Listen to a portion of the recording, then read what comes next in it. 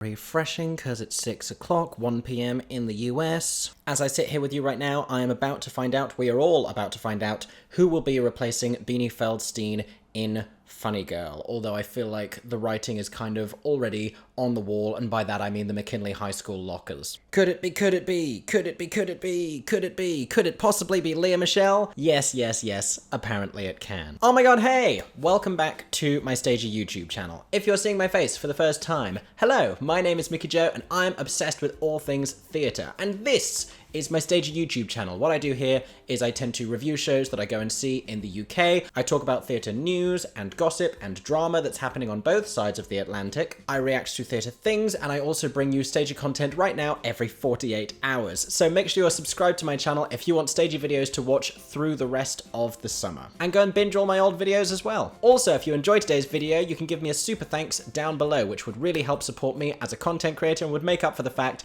that after I film this video, I'm going to be editing it for the next 5 hours. So let's get right into this. What I am here to talk to you about today is the drama surrounding the Broadway revival of Funny Girl. Now, I've made 2 videos about this already on my channel, which you might have seen because they blew up quite big. The first one was just sort of breaking down the backlash to the show's opening and why the critics disliked it as much as they did. And I talked a little bit about the reactions to Beanie Feldstein's casting being very different to previous casting within not only the original production and the film adaptation with Barbra Streisand, but subsequent revivals of the show not on Broadway. I think tied to that has been an awful lot of fat phobia around Beanie Feldstein's casting, a lot of backlash surrounding the fact that she cannot sing the score the way that it was written for Barbra Streisand's voice, even though she is delivering what many have called a great comic and character performance, and possibly truer to what Fanny Brice actually was, but not true to Barbra Streisand's interpretation of the role. And it sort of opened up this debate about whether she is meant to be playing Fanny or she's meant to be playing Barbara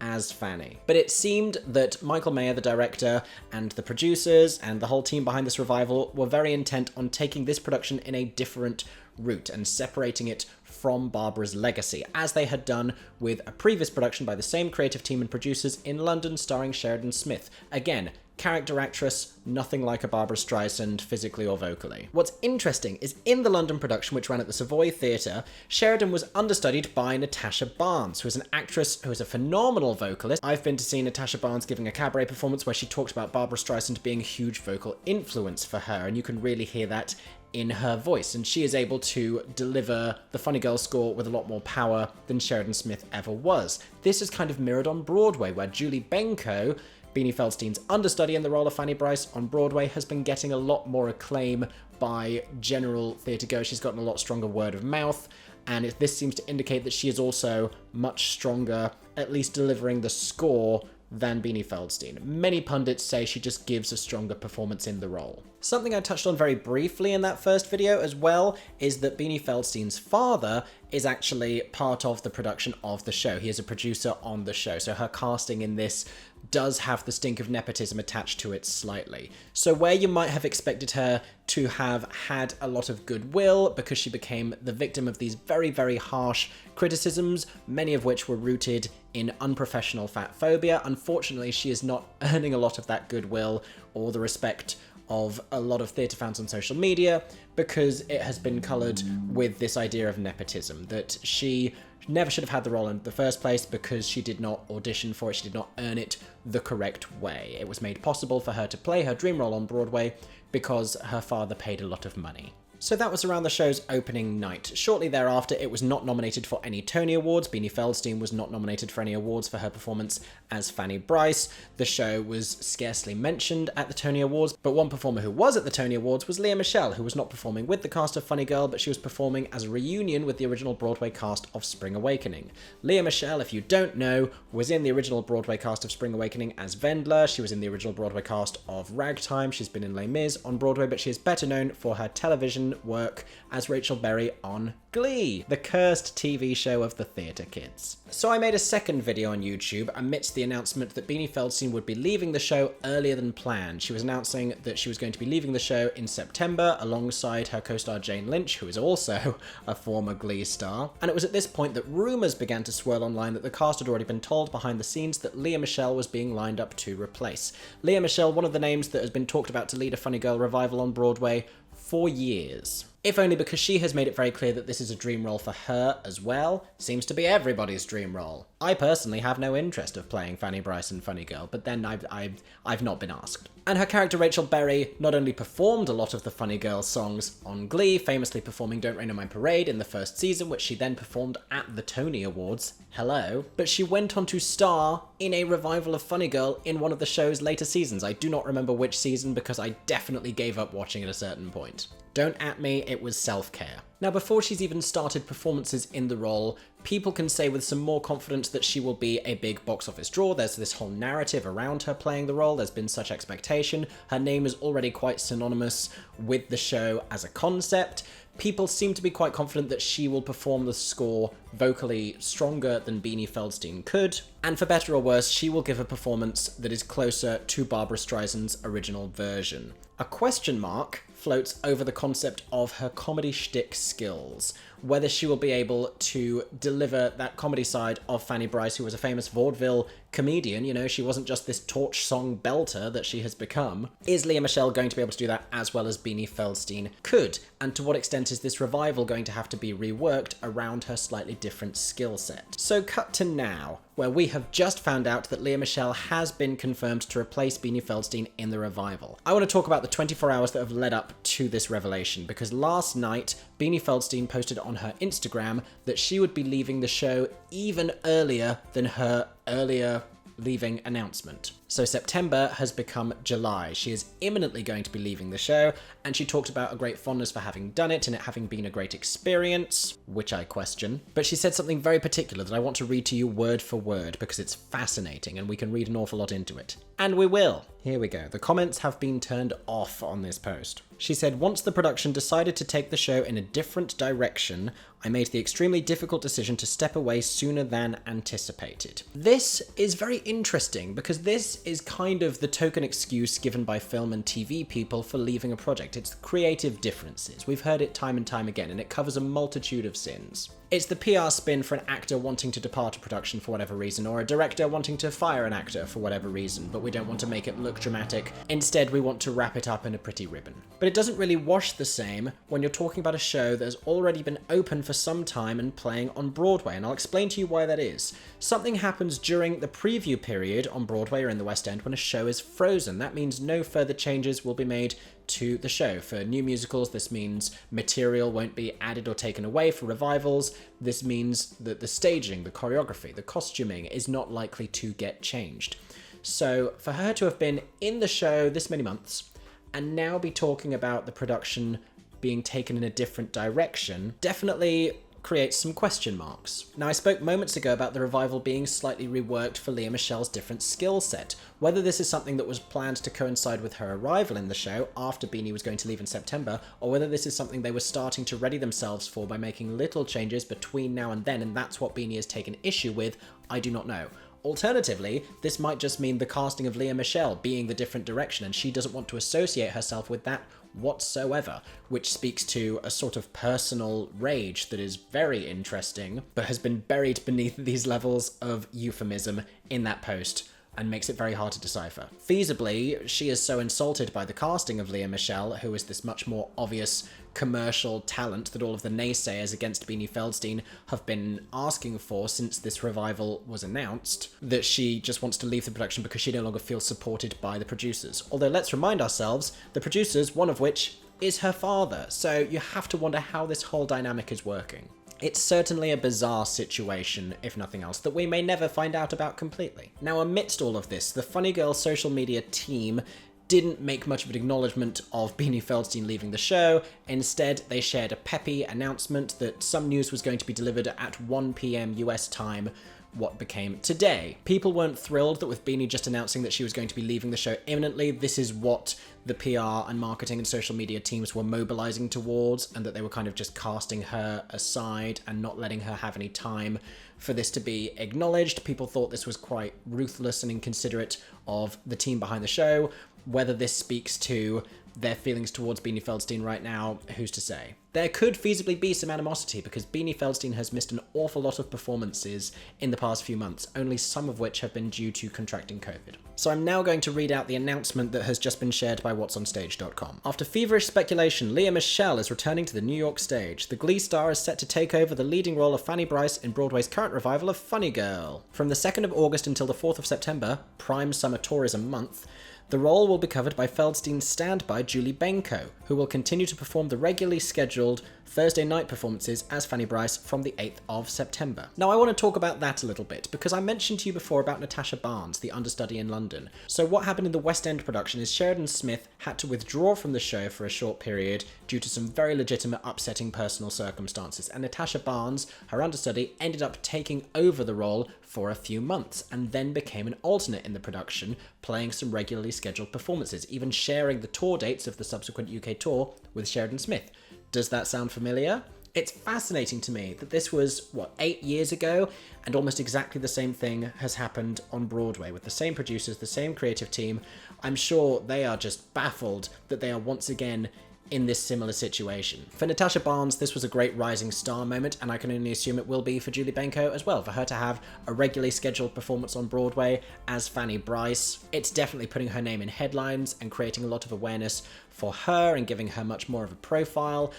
As an understudy on Broadway, it can be hard to break through that ceiling. Often casting directors just see you as an understudy, and this is already making audiences and making creatives see her in a different light. In addition, Jane Lynch is set to play her final performance as Mrs. Brice on the 4th of September, with 4-time Tony Award nominee Tove Feldshuh taking over the role. Both Lynch and Feldstein were originally scheduled to leave the production on the 25th of September, so Jane is leaving earlier as well, which is interesting.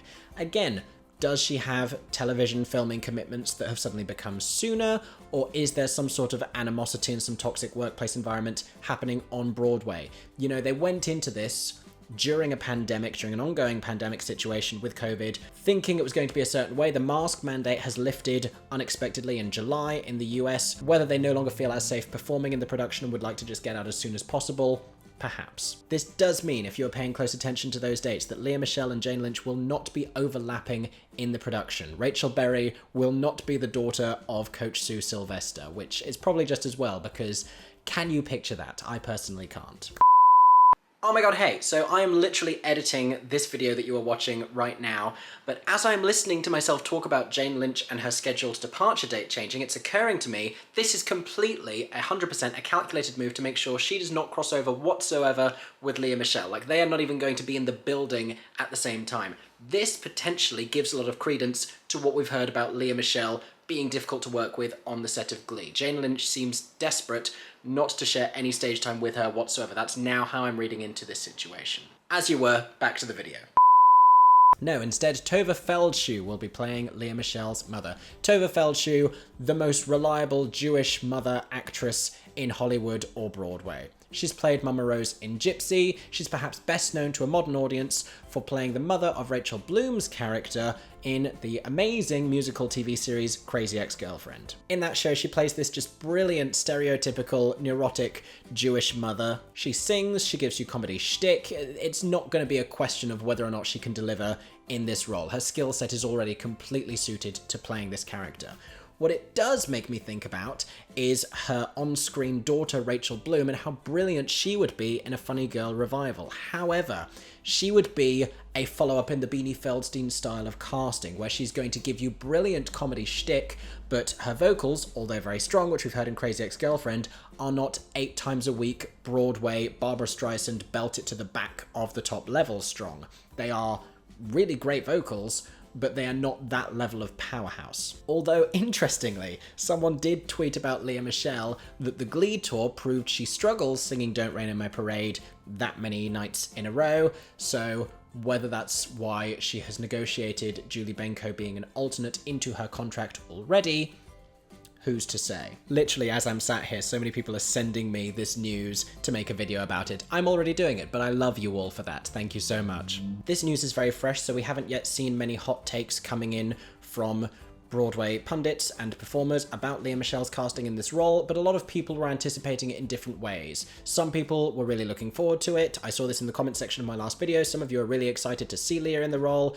Some of you are apprehensive but willing to give her a chance. Others are very closed off to the idea because of recent allegations that she was potentially abusive to her co-stars on Glee. She's been accused of dealing out a handful of racial microaggressions, and it's just generally been reported that she is not fantastic to work with. I could make a Barbra Streisand comparison right now, but I got enough hate last time for slightly mispronouncing her name, so I'm just going to leave that where it is and let you put all the pieces together by yourselves. Like a fun, shady jigsaw. So what do I think about all of this? I think Tova will be fantastic in the part. I think it's great for Julie Benko to have this opportunity. I think it would have been amazing for them to just promote her to the full-time Fanny Bryce, but I don't think it would have kept the show open. I think Broadway audiences, New York theatre goers, tourists will expect a big name in this star casting revival for what they are charging for tickets. I think just the expectation of Funny Girl is that it is this star vehicle, and so you need to have a name that they're going to recognise, unless you really want to sell the Star is Born narrative. But I think it is stronger to get an established name in the role, especially when there are so many great performers on Broadway. I think for Beanie Feldstein, the whole thing has been a great shame. So something else that I want to add in here, as I have been editing this video, some tweets from Kevin Daly, who is an amazing Broadway theatre pundit and historian on Twitter, as well as David Gordon, who works for Theatre Mania in the US and is a critic and Broadway journalist. They have had an exchange on Twitter that would seem to indicate that Beanie Feldstein has actually been fired from the production and is now owed severance pay from the producers, amounting to the remainder of her pay for what was meant to be the duration of her contract. A lot of things seem to be indicating this, and I was kind of working towards this idea, but I don't think it had actually occurred to me that she would be fired by the producers, simply because everyone has spent so many months talking about nepotism. That would seem to be the farthest thing from anyone's minds, but it would appear, it's being reported by people in the know, that that is what has happened here. Shockingly. I mean, she's still attached to the 20-year-long filming of the Merrily We Roll Along movie that is getting more and more cursed by the year. So this is not ending her association with musical theatre, but certainly she was more beloved on Broadway when she was being really great in smaller featured parts, like she was in Hello Dolly. She got some really great reviews for that, but we could have a conversation here about how they're not willing to see her as a leading lady because of her size and the inherent fat phobia of all of that. And I could talk at length about this because it boils my blood. How you're willing to see her almost commodified in a funny featured part and laugh at her, but you're not willing to take her seriously as a romantic lead. People are completely happy to root for Lea Michele's ascendancy, however, and for her success, even though we've heard some objectively very negative things about her character, simply because she can belt high, and that is what a lot of you find thrilling.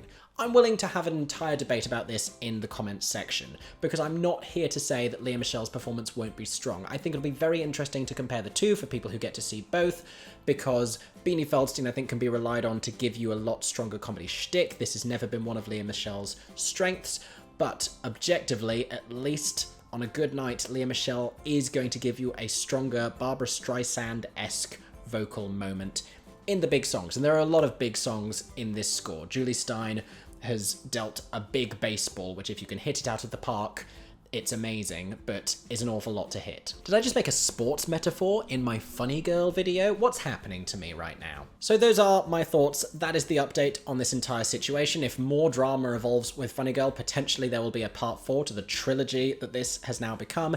If you want to go and watch the previous videos to get more of this Funny Girl madness fix, feel free to go and do that now. Feel free to go and binge the rest of the videos on my channel. I've talked about a lot of other drama as well. Thank you so much for watching this video. I hope you enjoyed. Let me know your thoughts about all of this in the comments. What do you think about Lea Michele's casting, about Beanie Feldstein? Do you think some shady nonsense has gone on behind the scenes, or that this is just producers scrambling to try and make the revival as financially viable as possible in a very economically challenging time for the theatre industry in the US? Let me know your thoughts. I would be fascinated to hear them. Make sure you've subscribed to my channel for plenty more stagey content coming very, very soon. Like I said, for the rest of the summer, I'm going to be releasing very regular videos. If you want some updates on all the shows that I am seeing here in the UK and want a way to chat with me about that, you can head over to my Instagram page and follow me at Mickey Jo Theatre on Instagram. Also, if you would like to support me as a stagey content creator, you can give me a super thanks down below as a thank you for this video, or you can go to patreon.com/Mickey Jo Theatre and become a regular subscriber there and gain access to some exclusive photo and video content as well. I hope that everyone is staying safe and that you have a stagey day. For 10 more seconds, I'm Mickey Joe Theatre. Oh my god, hey. Thanks for watching, have a stagey day. Subscribe!